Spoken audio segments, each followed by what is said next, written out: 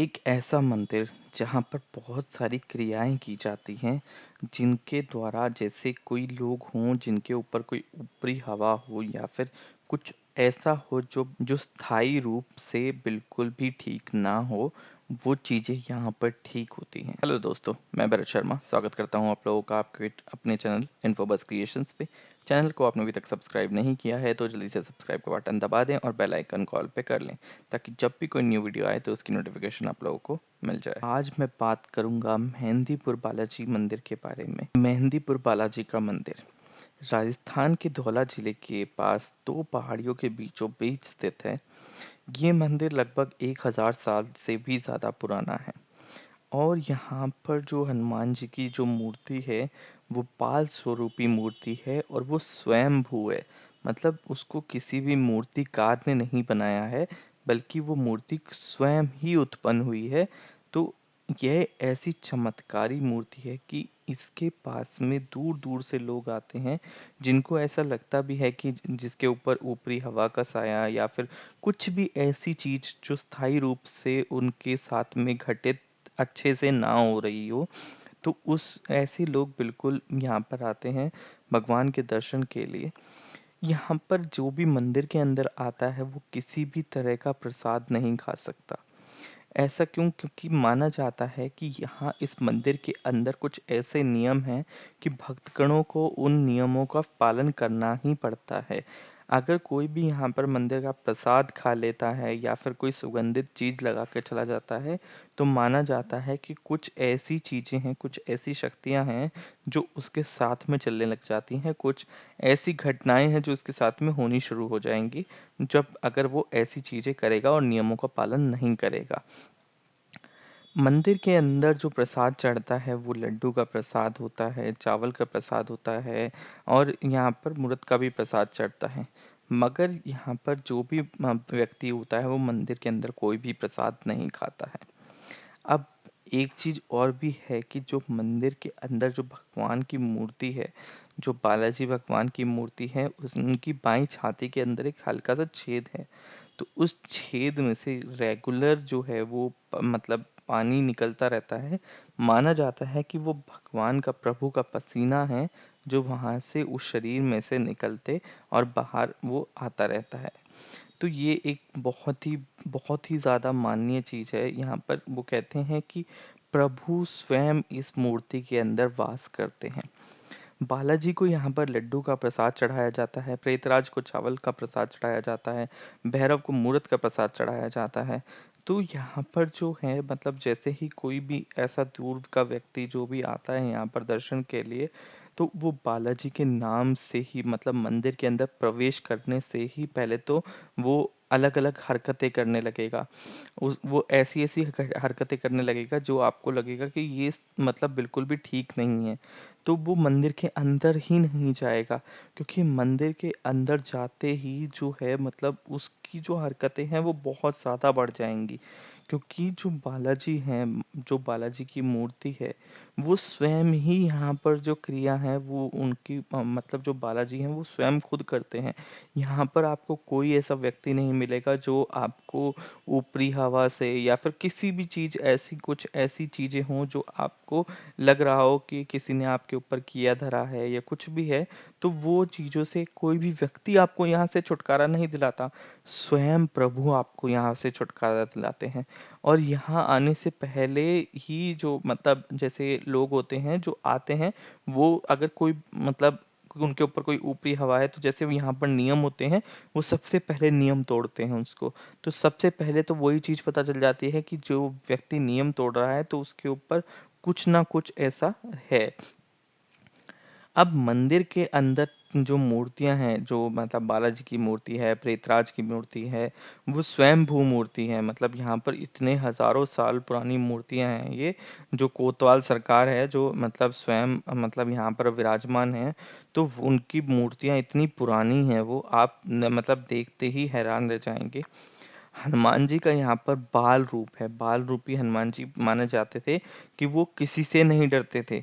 और मतलब जो भगवान हैं यहाँ पर जो प्रभु हैं हमारे, वो अष्ट सिद्धि नवनिधि के दाता हैं। तो इनको अष्ट सिद्धियां प्रदान हैं, जो वो एक मतलब आप ये सोच लो कि चुटकी मान बजाते ही वो एकदम चीज़ें ठीक कर सकते हैं। तो यहाँ पर 2 प्रसाद भी चढ़ते हैं, एक हाज़िरी का प्रसाद चढ़ता है, एक अर्ज़ी का प्रसाद चढ़ता है।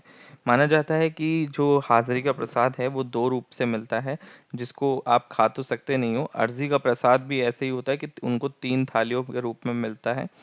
तो एक ही अब सिर्फ आपका ये है कि जैसे ही आप प्रसाद चढ़ाओगे तो आपको पीछे कभी नहीं देखना, पीछे मुड़ के कभी भी नहीं देखना। आपको ऐसा लगेगा कि आपको कोई पीछे से बुला भी रहा है, तब भी आपको पीछे मुड़ के नहीं देखना। मंदिर के अंदर आपको बस अगर प्रसाद चढ़ाया है या फिर कुछ भी है तो आपको पीछे कभी भी मुड़ के नहीं देखना, क्योंकि माना जाता है कि शायद कोई ऐसी ऐसी शक्ति है जो आपको बुला रही है, और अगर आपने पीछे मुड़ के देख लिया तो वो शक्ति आपके साथ में चलना शुरू कर देगी। बालाजी महाराज की यहाँ पर भक्त इतने सारे आते हैं, इतने लोग दूर दूर से आते हैं भगवान के दर्शन के लिए।